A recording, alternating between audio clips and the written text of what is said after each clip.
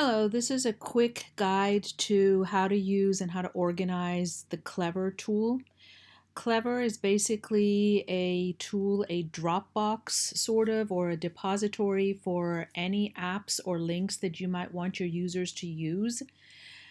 It makes it really easy at this kind of time because parents only need to download one app on their device called Clever, and once they've logged into that, they can see all the apps that you have provided to them in one. It's basically a one-stop shop.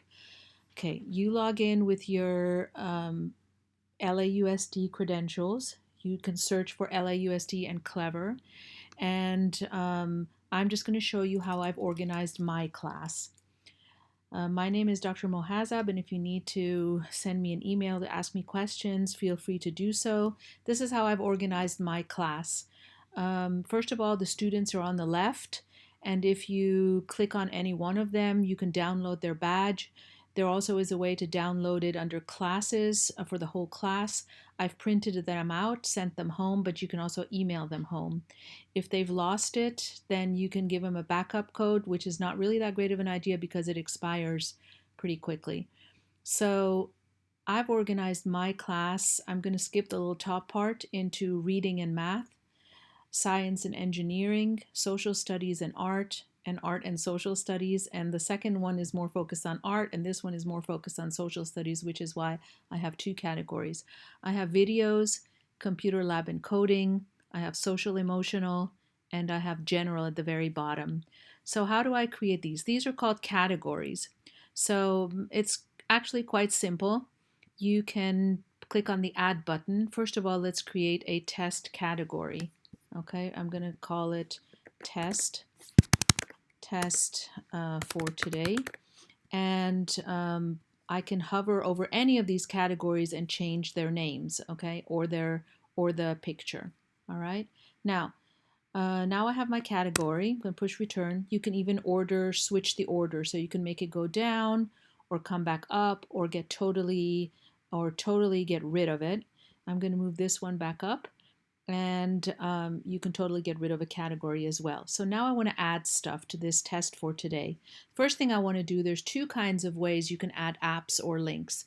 One of them is just to have an app that is if you click on app, it's district apps, apps that the district has purchased that we can just don't have to have a separate login for.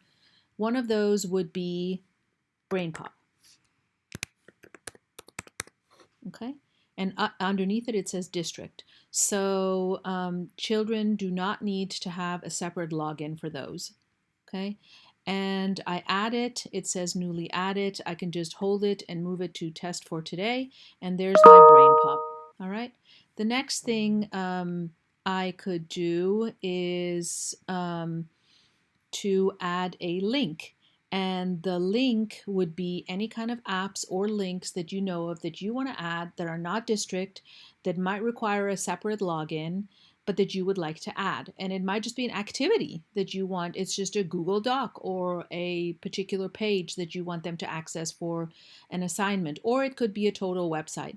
So I'm going to try one of each. So just for test purposes, I'm going to add YouTube. Okay, and I want to call the name YouTube, and I don't want to use any of these little icons for it. I want to have my own. So I'm going to go to do a screenshot, and how I do that is I go to Google Images, because otherwise you'll get these tiny little icons that won't work out so well, tiny pictures that you'll have to screenshot that won't work as an icon. I go to Google Images, found YouTube, Command, Control, Shift 4, all at the same time, and your cursor, which was the hand, changed to a little plus sign here. And I'm going to hold my iPad tracker. I mean, not my iPad, but my, hold the whatever, and then I'll have it. It usually places it onto desktop. So now I'm going to say upload. It is on desktop, and it would be my latest, which I don't know why it wasn't doing it earlier either. It would normally be on your desktop. it would be, if you've done it by date, it would be the very top screenshot. Being that it isn't, I'm going to use a different one because I've done a lot of screenshots, as you can see.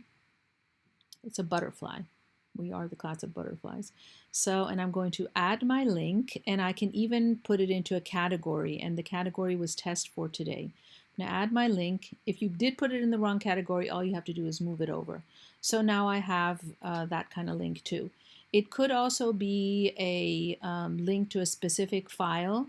Then when you add the link, instead of being youtube.com, it'll be whatever link you want it to be. And you give it a name, do a screenshot that is pertinent to whatever you're putting up there, and you're done. Now, you can also get rid of, you can move your categories up and down, you can get rid of them.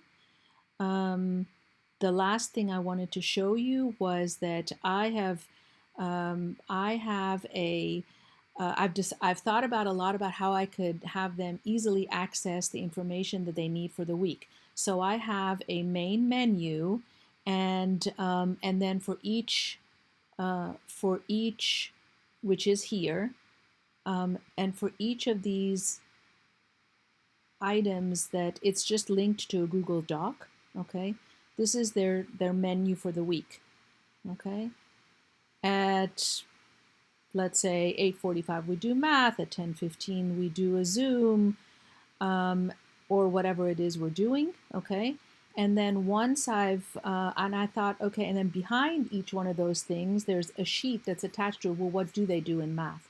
So I thought I could make, and I got the idea from somebody else actually, that I could make a choice board or a menu board. It's not all choices. So to where when they click on it, it'll pull up that sheet that they need. So here it tells them this main part, this click tells them what their schedule is, which is pretty much the same for every week, except for this week because it's a short week, shortened week. And so now what do they have to do for math? They click on it, and up pops the next Google Doc that tells them what they have to do. Okay. Now, ideally, I could even take this and turn it into a little menu board. That's the next thing I'm going to do. But for now, I told them, in case you don't have a printer, or in case you don't know where it is, or you don't have access to your parents or something, then you can just click on this and it tells you what your schedule is, it tells you what your math is, etc.